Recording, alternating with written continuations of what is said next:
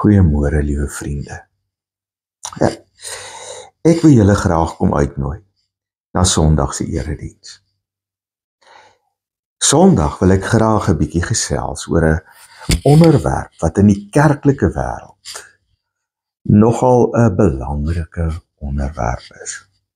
Ek sou sê waarskynlik een van die heel belangrikste. En dis die onderwerp wat baie keer genoem word die wedergeboorte. Die vraag is altyd, wanneer is 'n mens wedergebore? Hoe word jy wedergebore? Wat is die tekens daarvan dat jy wedergebore is? Oor hierdie saak is daar in die kerklike wêreld groot debat. Mense sal die aanname maak dat bloot omdat jy in 'n kerk groot geword het, ja, jy nog steeds nodig het om wedergebore te word. Dat daar 'n bekeringsdag en datum moet wees, wat 'n aanduiding is van die beginpunt van jou wedergeboorte.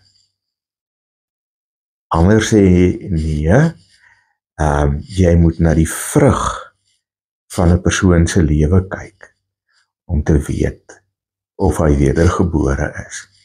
En 'n dag en 'n datum is nie heeltemal so belangrik nie, maar dat jy 'n keuse vir die Here gemaak het, al was dit oor tyd gewees, dat jy tot die besef gekom het.